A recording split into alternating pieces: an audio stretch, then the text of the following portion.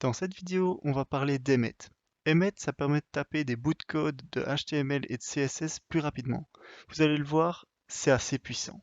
Donc l'idée, c'est d'écrire une abréviation et de transformer ça automatiquement en plein de code. C'est utile pour éviter de taper plein de fois des lignes qui sont répétitives. Emmet est disponible dans plein d'éditeurs de texte tels que Atom, Brackets, Sublime Text ou Visual Studio Code. Moi j'utilise Visual Studio Code dans lequel c'est intégré, donc il n'y a même pas besoin d'installer d'extension.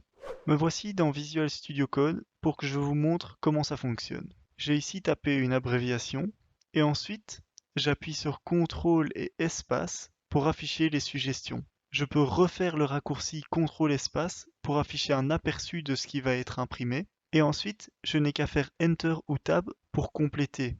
Maintenant, on peut voir que mon curseur a été mis au bon endroit. Maintenant, je peux compléter l'URL, appuyer sur Tab et compléter le contenu. Ok, donc on va commencer par les abréviations en HTML5. Vous allez voir que ça ressemble beaucoup au sélecteur CSS.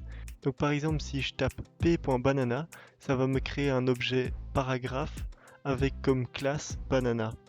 Si je veux avoir plusieurs classes, je fais p.banana.lemon et alors ça va mettre les deux classes. Un truc à savoir, c'est que si je mets pas d'éléments devant, automatiquement il va attribuer ça à un div. Donc si je fais juste .banana, il me crée un div avec banana comme classe. Pour l'ID, c'est le même délire que dans CSS. On fait p #cherry et ça me donne un paragraphe avec comme ID cherry. Comme dans CSS, il y a également le comportement de child et sibling. Donc child, c'est avec un plus grand que. Et donc on voit ici que div plus grand que h1, ça va me créer un div avec dedans un h1. Et sibling, c'est h1 plus p qui me donne donc un h1 et un p dans le div, au même niveau. On va maintenant parler de la multiplication. Donc la multiplication me permet d'écrire un élément, et puis après de le multiplier par le nombre de fois que je veux cet élément. Je peux faire la même chose mais en mettant tous ces éléments dans un div par exemple. Hop. Donc ça me donne ceci et on voit bien que l'autocomplétion me met automatiquement dans les bons champs. Si maintenant au lieu d'avoir 3 h1 dans un div, je veux avoir 3 divs avec un h1 dedans, je multiplie le div par 3 et je mets un h1 dedans. Ce qui me donne donc 3 divs avec à chaque fois un h1 dedans. Si je veux compléter à l'avance le contenu d'un élément, je peux mettre l'élément et puis des accolades. Un exemple qui regroupe tout ce qu'on a vu jusqu'à présent, ce serait div, que je prends 3 fois, dans lequel je mets un h1. Je veux pré-compléter le h1 pour mettre déjà le titre. Et je veux que pour chaque h1, il y ait un paragraphe avec une description. Ça me donne donc ceci, où j'ai 3 divs, avec à chaque fois un titre et une description. On peut également numéroter les éléments en mettant un $, qui va automatiquement être incrémenté lorsqu'on multiplie les éléments. On peut grouper les éléments avec des parenthèses. Ça permet ici de mettre des LI dans des UL, et puis après d'ajouter un sibling à la même hauteur que les UL. Il y a moyen de faire la même chose en remontant d'une hauteur. Donc ça veut dire qu'on descend jusqu'à la hauteur de LI, et puis on remonte d'une hauteur avec un accent circonflexe pour mettre le H5 à la même hauteur que le UL. Emmet permet également d'autocompléter des simples éléments HTML comme par exemple un lien, ou bien une image, ou bien un formulaire. À chaque fois, il nous met sur les bons champs, donc ici je peux mettre post et puis le contenu. Dans un formulaire, je peux par exemple taper INP pour input, ou bien spécifier le type d'input comme input et puis suivi de date ou input button.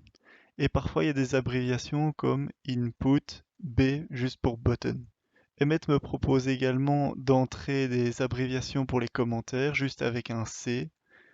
Je peux également lier le CSS avec link. Passons maintenant à la partie CSS. Pour choisir le positionnement, je peux taper pose qui m'auto-complète position relative, je peux remplacer. Si je suis en position absolue, je peux taper T, R, B ou L qui va respectivement me donner top, right, bottom ou left. Pour choisir le Z-index, je n'ai qu'à taper Z. Et pour overflow, je n'ai qu'à taper OV.